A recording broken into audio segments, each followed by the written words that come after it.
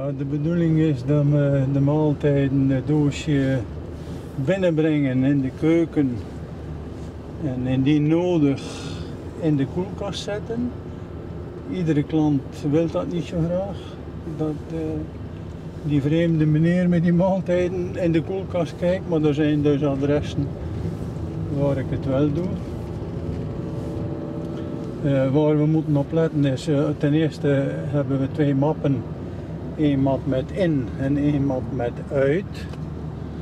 Dus de nieuwe formulieren die worden afgegeven, die zitten in de map uit. De formulieren die ik moet innemen, die neem ik in en die steek ik in de map in.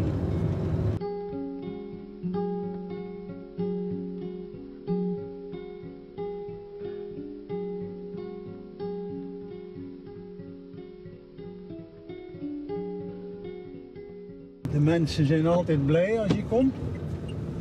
En het is ook leuk om bij de mensen te komen. Ze maken ook graag een praatje natuurlijk, als je daar bent. Hoewel, er is niet altijd tijd voor, maar soms dan zijn er best veel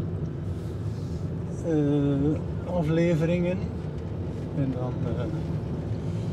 dan past het niet altijd om nog een praatje te maken. Dan is het afleveren en het beste en tot ziens.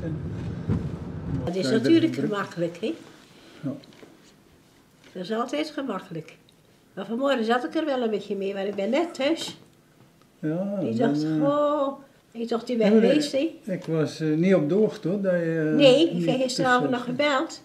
Maar dan had ik toch het verkeerde natuurlijk. Ja. Je moet maar boodschappen en je moet steeds maar, ja.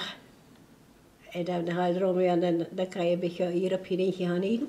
Ja, en je bent ook geen 70 meer, hè? En je kunt een kerkenkrantje gelezen. Ik kon het niet geloven dat je toen zei. Dat gelooft niemand. Ik was de vorige keer was ik voor te prikken in het ziekenhuis. Toen zegt die zuster, dat kan niet. Ja, ik zeg, geloof het niks, schat. En ik ben hier de meester of niet soms. Je weet wel waar ze heen gaan. En hij is onvoldoende, dus waar gaat het ook om? Ik meng me toch weer in het verkeer. De file blijft staan voor dit weer.